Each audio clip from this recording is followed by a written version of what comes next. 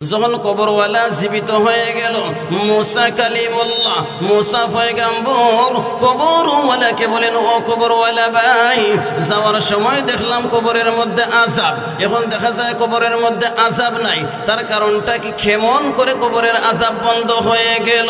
ওই কবরওয়ালা ব্যক্তি ডাক দিয়া বলে, ও পয়গম্বর, যাওয়ার সময় দেখলেন কবরের মধ্যে আযাব। এখন কবরের মধ্যে আযাব নাই, তার কারণ কি জানতে চেয়েছে?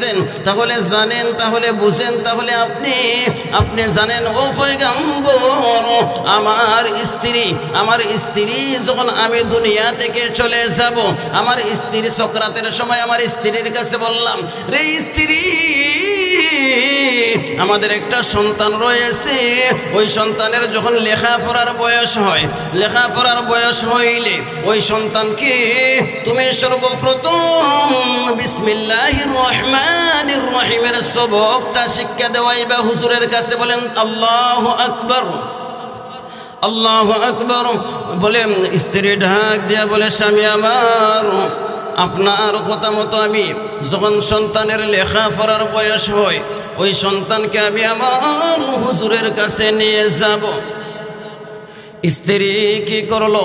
সন্তানের লেখাপড়ার বয়স হইল, সন্তান কথাবার্তা শিখে ফেলেছে, আলিফ বা তা থা জিম এগুলা যখন শিখতে পেরেছে, তখন ওই সন্তানকে একজন হুজুরের কাছে নিয়ে গেল মা।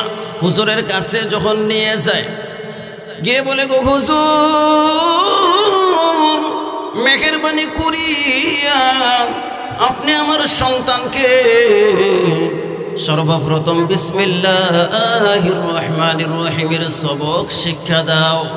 না হাট্টিমা টিম টিম, হাট্টিমা টিম টিম পড়িয়া কোনোদিন কবরের আযাব বন্ধ হবে না রে বাবাজি। ও বাবাজি, আপনিও মরণশীল, আমিও মরণশীল। হয়তোবা কার জন্য আজকের মাহফিল শেষ, জীবনের শেষ মাহফিল হয়ে যেতে পারে। ও মা বোনেরা, শুনে নাও, শুনে নাও, এই দুনিয়া কিছুই নয়। দুনিয়া থেকে একদিন আপনিও চলে যেতে হবে, আমারও চলে যেতে হবে। ও মা গো, আপনার সন্তানকে আপনি কোরআনটা শিক্ষা দাও। কোরআন যদি শিক্ষা দাও, আপনার সন্তান কোরআনে হাফেজ হবে, আলেম হবে, আপনার জানাজার নামাজ পড়াইয়া দিবে। মারে ও বৃদ্ধ বাবাজিরা, সন্তানটা যদি পবিত্র কালামুল্লাহ শরীফ বুকের সিনার মধ্যে বসাইয়া নে, ওই সন্তানটা কোনোদিন মা বাবার সাথে বেয়াদবি করবে না, করবেনি। মা বাবার সাথে কোনোদিন বেয়াদবি করবে না। ওই সন্তান কোনোদিন মিথ্যা বলবে না। ওই সন্তান কোনোদিন মদ খাবে না, গাঁজা খাবে না। ওই সন্তান জিন্দেগিতে আল্লাহর লা ইলাহা ইল্লাল্লাহ, জোরে জোরে জোরে, লা ইলাহা ইল্লাল্লাহ। ভাইজান যার দিলে আছে আল্লাহর ভয়, আল্লাহ আল্লাহ সব সহময়। দুনিয়াদারি ভালো লাগে না, দুনিয়াদারি ভালো লাগে না, ভালো লাগে যে এক আল্লাহ, লা ইলাহা ইল্লাল্লাহ, জোরে লা ইলাহা ইল্লাল্লাহ। ভাইজান বহু দূরে মদিনা, আমরা কেমনে যাব জানি না। মদিনা যাওয়ার ইচ্ছা আছে না আপনারা? তাহলে বলেন, বহু দূরে মদিনা, আমরা কেমনে যাব জানি না।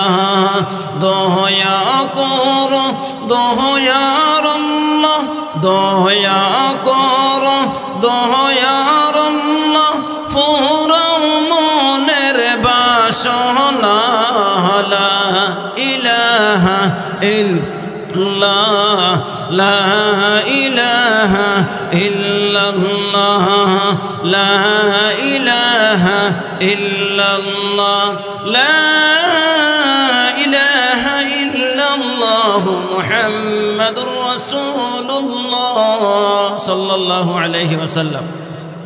আলহামদুলিল্লাহ, বালিদারা আল আকসা যুব সংঘ ইসলামী মহাসম্মেলনের সম্মানিত সভাপতি সাহেব, দূর দূরান্ত থেকে আগত আল্লাহ পাকের মায়ের বান্দারা, আপনারা অনেক কষ্ট করিয়া অনেক দূর দূরান্ত থেকে এসেছেন। গভীর রজনীতে আপনারা একমাত্র আল্লাহর মহব্বতে, নবীজির ভালোবাসায়, নবীজির মহব্বতে, আল্লাহকে পাওয়ার আশায় আপনারা বসে আছেন। আল্লাহ রাব্বুল আলামিন যেন আজকের এই বসার বিনিময় দান করেন। আল্লাহ যেন ওই বসাকে কবুল করিয়া আল্লাহ তার বদলা যেন আমাদেরকে দুনিয়া এবং আখিরাতে সফলতা দান করেন, বলেন আমিন। আল্লাহ রাব্বুল আলামিন আমাদেরকে সুস্থ রেখেছেন, বলেন আলহামদুলিল্লাহ। কত মানুষ হাসপাতাল, ক্লিনিকে অসুস্থ অবস্থায় বিছানার মধ্যে শায়িত আছেন, জুড়ে বলেন ঠিক কিনা? কত মানুষ রাস্তাঘাটে, হাটে, বাজারে অনর্থক অযথা ঘোরাফেরা করতেছে, জুড়ে বলেন ঠিক কিনা? আল্লাহ রাব্বুল আলামিন আমাদেরকে বড় মহব্বত করে, বড় ভালোবেসে এই পবিত্র মাহফিলের মধ্যে আসার বসার তৌফিক দান করেছেন। এজন্য আমরা আবার শুকরিয়া আদায় করি, বলি আলহামদুলিল্লাহ। আমরা যদি কয়েকটা জিনিস নিয়ে চিন্তা ভাবনা করি, তিনটি জিনিস নিয়ে যদি আমরা চিন্তা ভাবনা করি, তাহলে আমাদের আমল করতে সহজ হয়ে যাবে। মুফাসসিরিনে কেরামগণ বলেন, আমরা ছিলাম রূহের জগতে, ঠিক আছে না? কোথায় ছিলাম? রূহের জগতে। আর 2 নম্বরে আমরা আসলাম কোথায়? দুনিয়ার জগতে, ঠিক আছে? দুনিয়ার জগতে আসলাম, আসার পরে আমাদের ডিউটিটা কি? ডিউটি না অনর্থক আল্লাহ আমাদেরকে প্রেরণ করেছেন। আল্লাহ বলেছেন, আফাহাসিবতুম আন্নামা খালাকনাকুম আবাথা, নিষ্প্রয়োজনে অনর্থক আমি আল্লাহ তোমাদেরকে সৃষ্টি করি নাই। তাহলে কেন সৃষ্টি করলেন?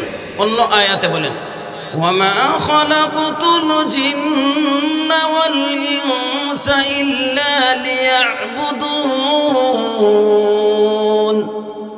আল্লাহ বলেন, জিন এবং মানব জাতিকে আমি আল্লাহ সৃষ্টি করেছি একমাত্র আমি আল্লাহর গোলামি করার জন্য, দাসত্ব করার জন্য। তাহলে দুনিয়ার জগতে আমাদের ডিউটি আছে না নাই? আর একটা জগৎ পরকালের জগৎ। পরকালের জগতে 2টা অবস্থান রয়েছে। কয়টি ভাই? 2টি অবস্থান রয়েছে। বেশিক্ষণ আপনাদেরকে কষ্ট দিব না, অল্প সময়ের ভিতরে ইনশাআল্লাহ শেষ করে দিচ্ছি। পরকালে 2টি অবস্থান রয়েছে, একটা হলো জান্নাত আর একটা হলো জাহান্নাম। জান্নাতের মধ্যে শুধু আরাম আর আরাম, আর জাহান্নামের মধ্যে শুধু কষ্ট আর কষ্ট। আল্লাহ বলেন, লা ইয়াসমাউনা ফিহা লাগওয়ান ওয়ালা তা'সীমা ইল্লা কিলান সালামান সালামা। জান্নাতের মধ্যে অশ্লীল কোনো ভাষা শোনা যাবে না। সেখানে ইল্লা কিলান সালামান সালামা, সেখানে শুধু শান্তি আর শান্তি, সালাম আর সালাম। বলেন সুবহানাল্লাহ। তাহলে আমরা জান্নাতে যেতে চাই না জাহান্নামে যেতে চাই? জান্নাতে যদি যেতে চাই, বলেন তো আল্লাহর রাসূলের সুন্নত তরিকা মতো আমাদেরকে জীবন গড়তে হবে কি হবে না? মুসলমান ভাইরা রে আমার, আমি আপনাদের সামনে অল্প সময় মূল্যবান কয়েকটা কথা বলে আপনাদের কাছ থেকে দোয়া নিয়ে চলে যাব। আল্লাহ রাব্বুল আলামিন ডাক দিয়া বলেন, নবীজি আপনার উম্মতদেরকে জানিয়ে দাও, নবী গো, তারা যদি আমি আল্লাহর ভালোবাসা পেতে চায়। কার ভালোবাসা? তারা যদি আমি আল্লাহর ভালোবাসা পেতে চায়, তাহলে ওরা যেন আপনি নবীর অনুসারী হয়ে যায়। নবীজির অনুসারী হওয়ার দরকার আছে না নাই? নবীজির অনুসারী হয়ে যায়, ওরা আমি আল্লাহর ভালোবাসা পেয়ে যাবে। আর যারা আমি আল্লাহর ভালোবাসা পেয়ে যাবে, আমি আল্লাহ আপনার উম্মতের সমস্ত গুনাহ ক্ষমা করে দিব। মুসলমান বাবাজি, হযরত শাহ আবরারুল হক রহমতুল্লাহি আলাইহি বলেন, তিনটি কাজের মাধ্যমে আল্লাহর ভালোবাসা পাওয়া যায়। কয়টি কাজের মাধ্যমে ভাই? তিনটি কাজের মাধ্যমে আল্লাহর ভালোবাসা পাওয়া যায়। এক নাম্বার হইল পবিত্র কোরআন তেলাওয়াতের মাধ্যমে আল্লাহর ভালোবাসা পাওয়া যায়। দুই নাম্বার হলো উলামায়ে কেরামের সোহবতে বসলে আসলে আল্লাহর ভালোবাসা পাওয়া যায়। তিন নাম্বার হলো জিকিরের মাধ্যমে আল্লাহর ভালোবাসা পাওয়া যায়। একজন বন্ধু কোনো দিকে নজর দিবেন না, একজন দিদি ভাই উঠা বসা করবেন না। আমি আপনাদের সামনে হৃদয় বিদারক কথাগুলা বলতেছি। হযরত শাহ আবরারুল হক রহমতুল্লাহি আলাইহি বলেন, তিনটি কাজের মাধ্যমে আল্লাহর মুহাব্বত, আল্লাহর ভালোবাসা পাওয়া যায়। এক নম্বর হলো কুরআন তেলাওয়াতের মাধ্যমে আল্লাহর ভালোবাসা পাওয়া যায়। তাহলে আপনি আমার কোরআন তেলাওয়াত করার দরকার আছে না নাই? আজ আমাদের সমাজ থেকে কোরআন তেলাওয়াত উঠে যাচ্ছে। আজ আমাদের সমাজ থেকে কোরআনের তেলাওয়াত উঠে যাচ্ছে। মোবাইল নিয়ে সারা রাত্র দিন মোবাইলকে এমন মহব্বত করে, মোবাইলকে এতটাই ভালোবাসে, নিজের স্ত্রীর চেয়ে মোবাইলকে বেশি ভালোবাসে। জুড়ে বলেন ঠিক কিনা? নিজের মা বাবার চাইতে মোবাইলকে বেশি মহব্বত করে। জুড়ে বলেন ঠিক কিনা? সারা রাত দিন 24 ঘন্টা মোবাইল নিয়ে খেলাধুলা, মোবাইল নিয়ে আপনার ফ্রি ফায়ার খেলা। বাবা রে বাবা, আমি যখন রাস্তা দিয়ে বুঝছেন আমার মসজিদের পাশে এক সন্তান ছেলে বুঝছেন সে মোবাইলের দিকে এমনভাবে তাকাইছে, গাড়ির সাথে মনে হল যে আপনার ধাক্কা খেয়েছে, এরপরও মানে মনে হুশ নাই, বেহুশ হইয়া শুধু ফ্রি ফায়ার কি জানি খেলায়, খার সাথে কি মানে আলাপ করিয়া করিয়া খেলায়। আমি কই বেটা মরি দিয়ে যাইবে, এটা চিন্তা করছ নি? কই হুজুর মারতে লাভ নাই, ফ্রি ফায়ার খেলা এত পাগল করছে। আমি কই তুমি একদম পাগল হইবে, এখনো ভালো আছে, এখনো সময় আছে। সময়টাকে তুমি আল্লাহর কোরআন তেলাওয়াতের দিকে, পবিত্র কালামুল্লাহ শরীফের দিকে তুমি তেলাওয়াত করিয়া তুমি সময়টাকে কাজে লাগাও। ফ্রি ফায়ার নিয়ে পাগল, ফেসবুক নিয়ে পাগল, ইন্টারনেট জগতের মধ্যে আমরা আসিয়া আজ সময়কে, আমাদের জীবনকে ধ্বংস করে দিতেছি। সারা রাত মোবাইল নিয়ে খেলাধুলা করে। এখন আমরা অল্প বয়সে মনে করেন যে আপনার চোখ অন্ধ হয়ে যায়, চোখ তুইয়া দেখা যায় চোখ নাই বুঝছেন, অন্ধ হয়ে যায়। অল্প বয়সে কিডনির মধ্যে ধরে বিভিন্ন ধরনের বেমারে এসে আমাদেরকে আক্রান্ত করে। জোরে বলেন ঠিক কিনা? তাহলে পবিত্র কালামুল্লাহ শরীফের দিকে যদি আমরা বেশি না 5 মিনিট 10 মিনিট সময় লাগিয়ে দেই, এই কুরআনুল কারীম এমন বরকতওয়ালা কুরআন, ওই কুরআন তেলাওয়াত করলে আল্লাহ ইজ্জত বাড়িয়ে দেয়। কুরআন তেলাওয়াতের মাধ্যমে আল্লাহ সম্মান বাড়িয়ে দেয়, সমস্ত সমস্যার সমাধান করে দেয়। ওই কুরআন তেলাওয়াতের মাধ্যমে আল্লাহ সমস্ত সমস্যারও সমাধান করেন। বলেন সুবহানাল্লাহ।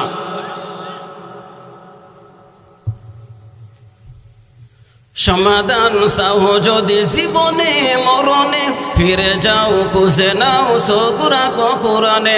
সমাধান চাও যদি জীবনে মরণে, ফিরে যাও খুঁজে নাও সকুরা কোরআনে।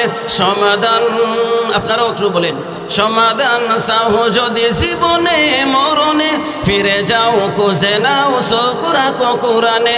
সমাধান এ যে শির অম্লান শির মুকুতির ডাক, এ যে মহাবানী খোদার কালামে ফাক। এ যে শির অম্লান শির মুকুতির ডাক, এ যে মহাবানী খোদার কালামে ফাক।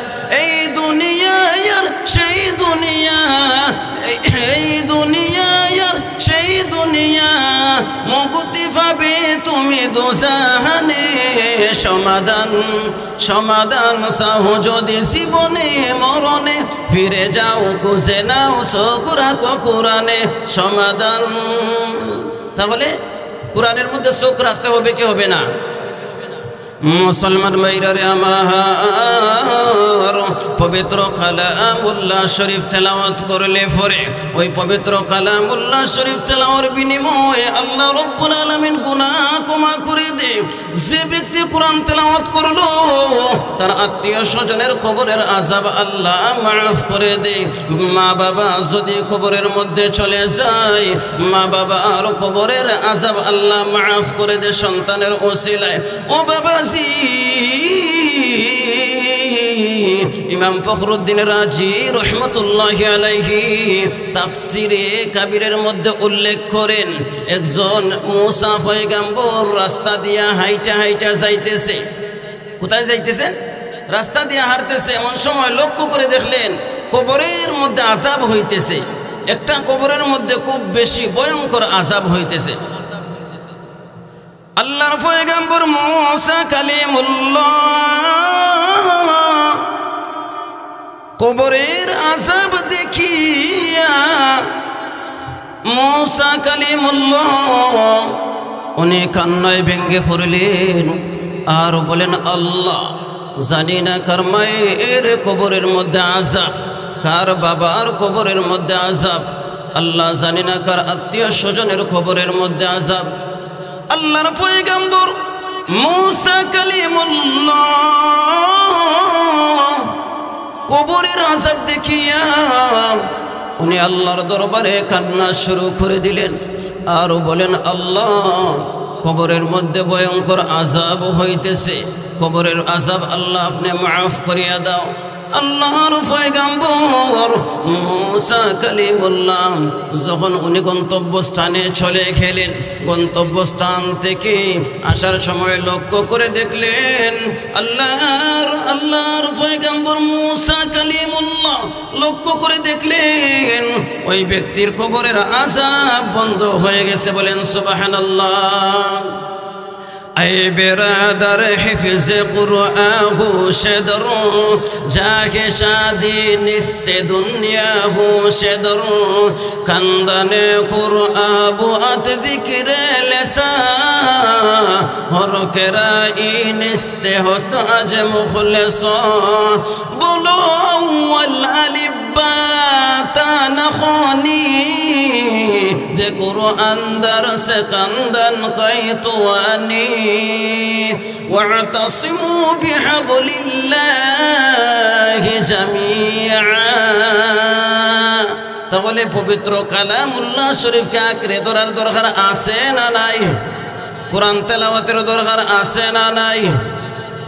আল্লাহর পয়গম্বর মুসা কালিমুল্লাহ যখন চলে আসলেন কবরের পাশে, আসিয়া দেখেন যাওয়ার সময় দেখলেন কবরের মধ্যে আযাব, এখন আর কবরের মধ্যে আযাব নাই।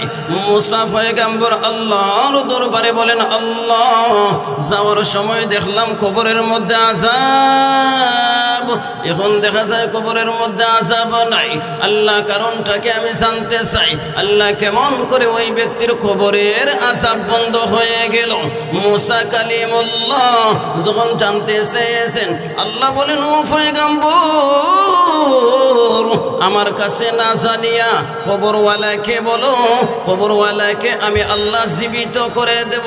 যখন কবরওয়ালা জীবিত হয়ে গেল, মুসা কালিমুল্লাহ মুসা পয়গম্বর কবরওয়ালাকে বলেন, ও কবরওয়ালা ভাই, যাওয়ার সময় দেখলাম কবরের মধ্যে আযাব, এখন দেখা যায় কবরের মধ্যে আযাব নাই, তার কারণটা কি? কেমন করে কবরের আযাব বন্ধ হয়ে গেল? ওই কবরওয়ালা ব্যক্তি ডাক দিয়া বলে, ও পয়গম্বর, যাওয়ার সময় দেখলেন কবরের মধ্যে আযাব, এখন কবরের মধ্যে আযাব নাই, তার কারণ কি জানতে চেয়েছেন? তাহলে জানেন, তাহলে বুঝেন, তাহলে আপনি জানেন। ও পয়গম্বর, আমার স্ত্রী যখন আমি দুনিয়া থেকে চলে যাব, আমার স্ত্রী সকরাতের সময় আমার স্ত্রীর কাছে বললাম, রে স্ত্রী,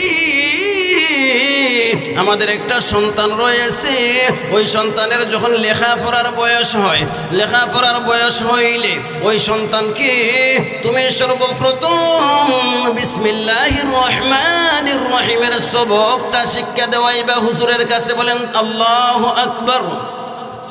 আল্লাহু আকবার। বলে স্ত্রী ঢাক দিয়া বলে, স্বামী আমার, আপনার কথা মতো আমি যখন সন্তানের লেখাপড়ার বয়স হয় ওই সন্তানকে আমি আমার হুজুরের কাছে নিয়ে যাব। স্ত্রী কি করলো? সন্তানের লেখাপড়ার বয়স হইল, সন্তান কথাবার্তা শিখে ফেলেছে, আলিফ বা তা থা জিম এগুলা যখন শিখতে পেরেছে তখন ওই সন্তানকে একজন হুজুরের কাছে নিয়ে গেল মা। হুজুরের কাছে যখন নিয়ে যায়, গিয়ে বলে, গো হুজুর, মেহেরবানি করিয়া আপনি আমার সন্তানকে সর্বপ্রথম বিসমিল্লাহির রহমানির রহিমের সবক শিক্ষা দাও। না হাট্টিমা টিম টিম, হাট্টিমা টিম টিম পড়িয়া কোনোদিন কবরের আযাব বন্ধ হবে না রে বাবাজি। ও বাবাজি, আপনিও মরণশীল, আমিও মরণশীল। হয়তোবা কার জন্য আজকের মাহফিল শেষ, জীবনের শেষ মাহফিল হয়ে যেতে পারে। ও মা বোনেরা, শুনে নাও, শুনে নাও, এই দুনিয়া কিছুই নয়। দুনিয়া থেকে একদিন আপনিও চলে যেতে হবে, আমারও চলে যেতে হবে। ও মা গো, আপনার সন্তানকে আপনি কোরআনটা শিক্ষা দাও। কোরআন যদি শিক্ষা দাও, আপনার সন্তান কোরআনে হাফেজ হবে, আলেম হবে, আপনার জানাজার নামাজ পড়াইয়া দিবে। মারে ও বৃদ্ধ বাবাজিরা, সন্তানটা যদি পবিত্র কালামুল্লাহ শরীফ বুকের সিনার মধ্যে বসাইয়া নে, ওই সন্তানটা কোনোদিন মা বাবার সাথে বেয়াদবি করবে না, করবে নি। মা বাবার সাথে কোনোদিন বেয়াদবি করবে না। ওই সন্তান কোনোদিন মিথ্যা বলবে না। ওই সন্তান কোনোদিন মদ খাবে না, গাঁজা খাবে না। ওই সন্তান জিন্দেগিতে আল্লাহর নাফরমানি করবে না। ওই সন্তান কোনোদিন নবীজির বিরুদ্ধে কথা বলবেন না। এজন্য স্কুলেতে পড়ব না মা হাট্টিমা টিম টিম, স্কুলেতে পড়ব না মা হাট্টিমা টিম টিম, পড়ব না এর আড্ডুম বাড্ডুম গুড়ার ডিম। ঠিক আছে না? স্কুলেতে পড়ব না মা হাট্টিমা টিম টিম, পড়ব না আর হাড্ডুম বাড্ডুম গুড়ার ডিম। দিনিয়াতে পড়ব মাগো ইসলামের হিন, মধুর সুরে পড়ব মাগো আলিফ লাম মিম, মধুর সুরে পড়ব মাগো আলিফ লাম মিম, মধুর সুরে পড়ব মাগো আলিফ লাম মিম। 10, 11, 12, 13, 14, 15, 10, 11, 12, 13, 14, 15, আল্লাহর কালাম শক্ত করি ধরো ভাই ধরো। 10, 11, 12, 13, 14, 15, 10, 11, 12, 13, 14, 15, আল্লাহর কালাম শক্ত করি ধরো ভাই ধরো। জোরে বলেন ঠিক কিনা?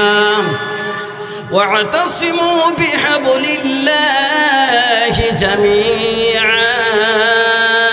মুসা পয়গম্বর যখন ওই ব্যক্তি বলতেছে, আমার সন্তানটা যখন হুজুরের কাছে গিয়ে বলে বিসমিল্লাহির রহমানির রহিম, তখন আল্লাহ বলেন, ও ফেরেশতা যাও, যে ব্যক্তি বিসমিল্লাহির রহমানির রহিমের সবক শিক্ষা নিল ওই ব্যক্তির বাবার কবরে, ওই সন্তানের বাবার কবরে আযাব হবে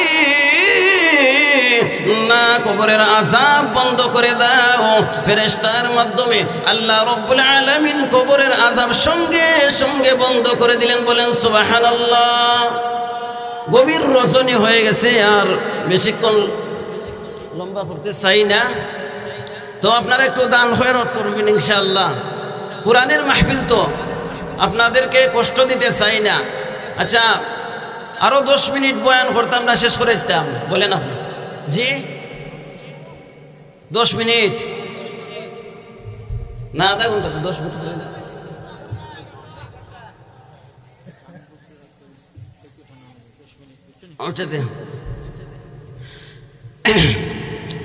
মুসলমান ভাইরা রে আমার, এজন্য আপনার সন্তানকে কোরআনে হাফেজ বানানোর চেষ্টা করবা। আপনার সন্তান স্কুলে পড়ে বাধা নাই, আপনার সন্তান কলেজের মধ্যে পড়ে বাধা নাই, কিন্তু আপনার সন্তানকে আল্লাহর কালাম শিক্ষা দেওয়াইবা, আপনার সন্তানকে কোরআনে হাফেজ বানাইবা, আলেম বানাইবা। কমপক্ষে যদি কোরআনে হাফেজ নাও হতে পারে, আলেম নাও হতে পারে, সন্তানকে পবিত্র কালামুল্লাহ শরীফ শিক্ষা দেওয়ানোর চেষ্টা করবা। বলেন ইনশাআল্লাহ। ইনশাআল্লাহ। যারা কোরআনের সঙ্গে যাদের কোরআনের সঙ্গে মহব্বত আছে, আল্লাহ রাব্বুল আলামিন কোরআন ওয়ালার ইজ্জত বাড়াইয়া দেয়, কোরআন ওয়ালার সম্মান বাড়াইয়া দেয়। এমনকি কোরআন ওয়ালা যারা কোরআনকে মহব্বত করবে, কোরআনকে ভালোবাসবে, ওই কোরআনের মাহফিলকে ভালোবাসবে, তাদেরকে আল্লাহর রাসূল সাল্লাল্লাহু আলাইহি ওয়াসাল্লাম স্বপ্নে যুগেও দেখা দেন। বলেন সুবহানাল্লাহ।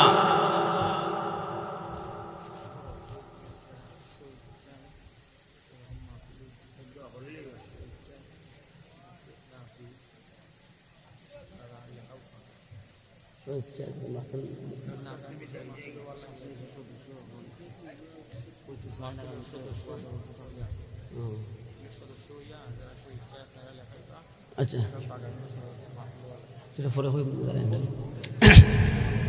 এজন্য বলতেছিলাম কোরআনের মাহফিলের মধ্যে যদি দান খয়রাত করেন, ওই কোরআনের মাহফিলের মধ্যে যদি সহযোগিতা করেন, আমার আল্লাহ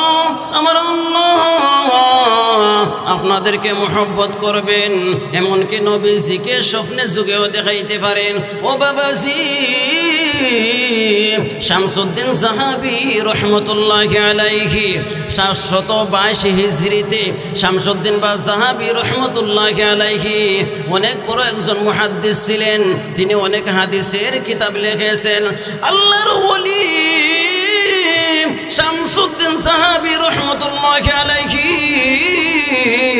উনি কিতাবের মধ্যে লিখেন, মক্কা নগরীতে একবার দুর্ভিক্ষ দেখা দিয়েছিল। কি দেখা দিয়েছিল ভাই? মক্কা নগরীতে একবার দুর্ভিক্ষ দেখা হয়েছিল। শামসুদ্দিন সাহাবী রাহমাতুল্লাহি আলাইহি লিখেন, একজন মহিলা 3টা সন্তান নিয়ে বড় অসহায় হয়ে গেছে। ওই মহিলার স্বামী দুনিয়াতে নাই, মহিলার স্বামী দুনিয়া থেকে চিরবিদায় হয়ে চলে গেছে। মহিলা 3টা সন্তানকে নিয়ে বড় কষ্টের মধ্যে পড়ে গেলেন। একটা সন্তান দুধের বাচ্চা। কি একটা সন্তান দুধের বাচ্চা?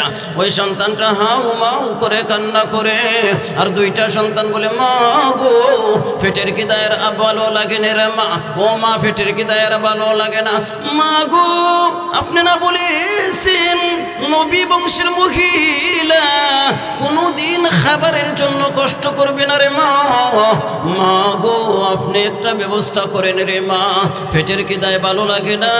শামসুদ্দিন সাহাবী রহমতুল্লাহি আলাইহি লিখেন, এবার ওই মহিলাটা ক্লান্ত হইয়া সন্তানদেরকে বলে, রে সন্তান তোমরা ধৈর্য ধরো, সবুর করো, ধৈর্যকারীদের সঙ্গে আমার আল্লাহ আছেন, আমার আল্লাহ মুহাব্বত করেন, তোমরা একটু সবর করো।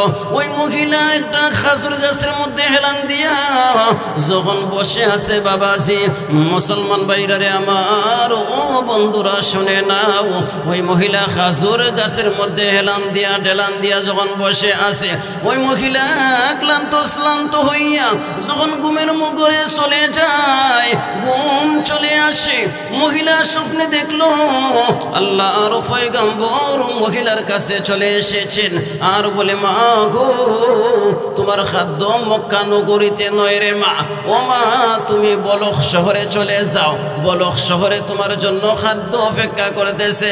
আল্লাহর নবীর ফ্যামিলির লোক, আল্লাহর নবীর বংশের মহিলা, নবী বংশের মহিলা যখন 2টা সন্তানকে বললেন, কপালের মধ্যে চুমু দিয়া বলেন, ও সন্তানরা তোমাদের সুখের খবর, আফগানিস্তানে চলে যেতে হবে। এবার আফগানিস্তানে যখন চলে গেলেন, যাওয়ার পরে লক্ষ্য করে দেখলেন একজন আল্লাহর ওলি, হাতে তাসবিহ, মাথায় পাগড়ি, এক হাতে লাঠি, ওই আল্লাহর ওলি, লা ইলাহা ইল্লাল্লাহ, লা ইলাহা ইল্লাল্লাহ। ইল্লাল্লাহ লা ইলাহা ইল্লাল্লাহ ভাইজান এই কালেমার বান্দবেলা কাজে লাগবে মরণ কালা এই কালেমার মোহব্বত থাকিলে এই কালেমার মোহব্বত থাকিলে কবর হবে উজালা লা ইলাহা ইল্লাল্লাহ লা ইলাহা ইল্লাল্লাহ লা ইলাহা ইল্লাল্লাহ মুহাম্মাদুর রাসূলুল্লাহ। বাবাজি আমি আপনাদের সামনে অল্প সময় শেষ করে দিচ্ছি। ওই নবী বংশের মহিলা তিনটা সন্তানকে নিয়ে যখন বলক শহরে চলে যায়, যাওয়ার পরে দুধের সন্তানটা পৃথিবী থেকে পেটের খিদায় প্রিয় সন্তানটা দুনিয়া থেকে চলে যায়। ওই সন্তানটার ঠোঁট মুখ ফুকাইয়া ওই সন্তানটার ঠোঁট একেবারে শুকিয়ে গেছে, ওই সন্তানের কলিজা শুকাইয়া সন্তানটা দুনিয়া থেকে চলে যায়। এবার আল্লাহর ওলির কাছে দুইটা সন্তান গিয়ে বলে গো হুজুর আমরা নবী বংশের মানুষ বলক শহরে আসলাম। নবীজি বলেছেন আমরা বলক শহরে আসার জন্য, আসার পরে আমার ভাই ছোট্ট ভাই দুনিয়া থেকে চলে গেছে, আমরা দুইটা ভাই জীবিত আছি। ও হুজুর বলে দাও আমরা এবার কোথায় যাব কোথায় গিয়ে আমরা খাবারের ব্যবস্থা হবে একটু বলে দাও। এবার ওই বলকের বাদশার কাছে আল্লাহর ওলি বলকের বাদশার কাছে নিয়ে গেলেন।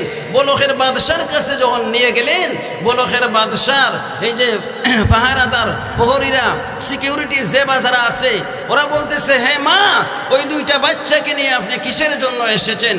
বলতেছে যে আমরা এসেছি, আমরা হলাম নবী বংশের মানুষ, আমরা কিছু খাদ্যের জন্য এসেছি। বলকের বাদশাহ কি করলো? বিশ্বাস করলো না, মহিলাকে তাড়াইয়া মহিলাকে গাড়ির মধ্যে আরেকজন মহিলা দিয়া গার ধাক্কা মেরে গেট থেকে বাহির করে দিল, আর দুইটা সন্তানকে গার ধাক্কা মেরে গেট থেকে বাহির করে দিল। এবার দুইটা সন্তান ডাক দিয়া বলে আল্লাহ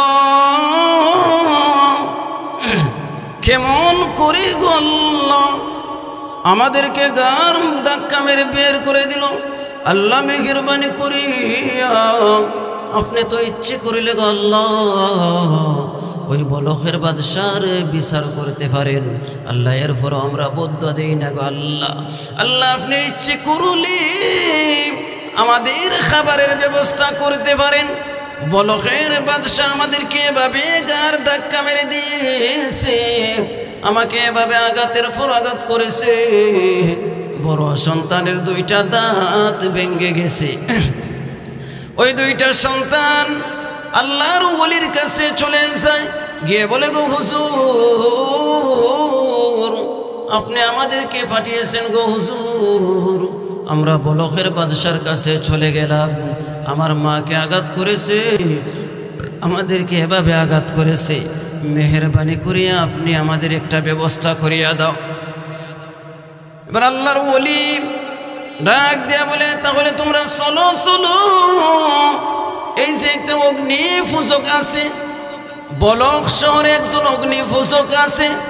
বলকের বাদশাহ আমরা জানি মুত্তাকি পরহেজগার আল্লাহওয়ালা হওয়ার পরেও কেন গার ধাক্কা মেরে বিদায় করে দিয়েছে? হে সন্তানরা তোমাদের মাকে নিয়ে চলো অগ্নি পূজকের বাড়ি। এবার অগ্নি পূজকের বাড়ি যখন চলে গেলেন, হিন্দু ব্যক্তির বাড়ি যখন চলে গেলেন, ওই দুইটা সন্তান দরজার সামনে গিয়ে বলে ও চাচাজি দরজা খুলেন। অগ্নিপূজক যখন দরজা খুলে দিল, অগ্নিপূজক বলতেছে বাবা তোমরা কিসের জন্য এসেছো?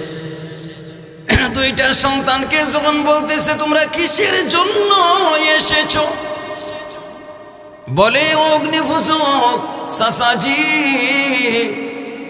আমরা হলাম নবী বংশের মানুষ, আমাদের খাবারের কোনো ব্যবস্থা নেই, মক্কা নগরীর থেকে আমরা বলক শহরে চলে আসলাম। নবীজি বলেছেন বলক শহরে আসার জন্য বলখের বাদশার কাছে চলে গেলাম। বলখের বাদশাহ আমাদেরকে মেরে ঘাড় ধাক্কা মেরে গেরি থেকে বাহির করে দিল। ওই বলখের বাদশাহ আমার মাকে মেরে দিয়েছে। হে অগ্নিফুসক, তোমরা কি আমাদের একটু জায়গার ব্যবস্থা করে দিতে পারবা? তুমি কি খাবারের ব্যবস্থা করে দিতে পারবা? এবার ওই দুইটা সন্তানের মা ডাক দিয়া বলে, অগ্নিফুসক ভাই, সন্তানরা বলে, চাচাজি আপনি যদি আমাদের ব্যবস্থা করে দেন তাহলে আপনার জন্য আমরা হেদায়েতের দোয়া করব। আপনি আমাদের ব্যবস্থা করিয়া দাও, আপনি আমাদের খাবারের ব্যবস্থা করিয়া দাও, থাকার জায়গা করিয়া দাও। এবার ওই অগ্নিফুসক বলতেছে, মা গো, আমি তো হিন্দু মানুষ, আমার হাতের খাবার কি তোমরা খাইতে পারবে? বলেন, না না, ফল ফ্রুট খাইতে পারবো, কিন্তু তোমাদের হাতের জবাইকৃত গোশত খেতে পারবো না। এবার বলখের বাদশাহ ওই মূর্তি পূজক বলতেছে, তাহলে ঠিক আছে, তোমাদেরকে খাবারের ব্যবস্থা করে দেওয়া হবে, তোমাদেরকে থাকার ব্যবস্থা করে দেওয়া হবে। অগ্নিপূজক এবার ডাক দিয়ে বলে, মা গো, আপনার জন্য একজন খাজের বুয়া মহিলা এনে দিলাম, খাবারের ব্যবস্থা করে দিলাম, আপনার থাকার ব্যবস্থা করে দিলাম রে মা। যখন যেটার প্রয়োজন হয়, যা কিছু প্রয়োজন হয় সব কিছু ইনশাআল্লাহ ব্যবস্থা করে দেব, সব কিছুর ব্যবস্থা করে দেব। এবার অগ্নিপূজক কি করলো, এত মহব্বত করতেছে, মহিলার দুইটা সন্তান ডাক দিয়ে বলে, মা গো,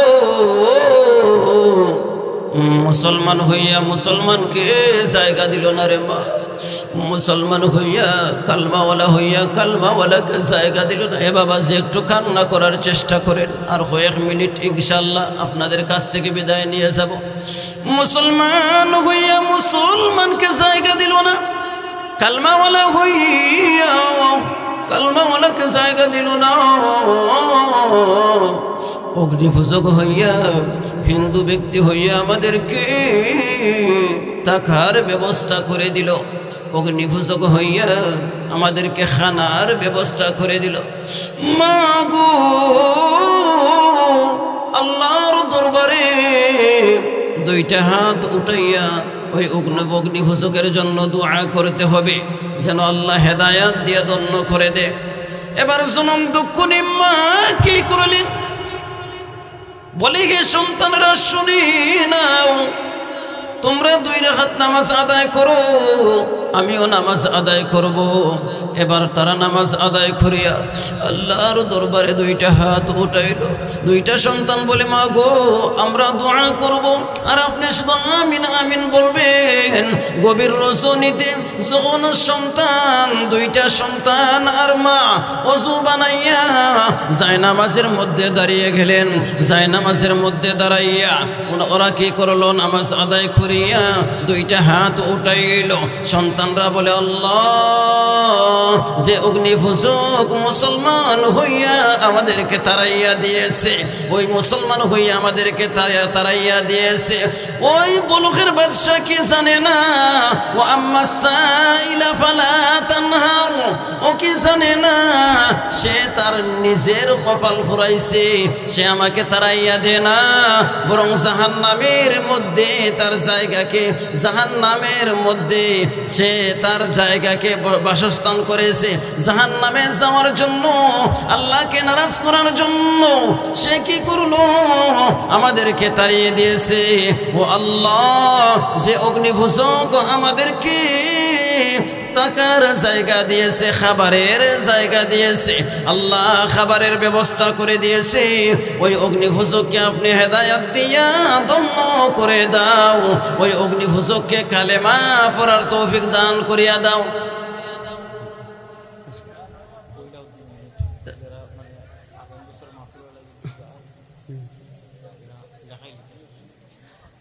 আচ্ছা এখন মানে আর লম্বা করবো না ইনশাল্লাহ, আপনার আর কষ্ট হইতে আছে আমি জানলাম।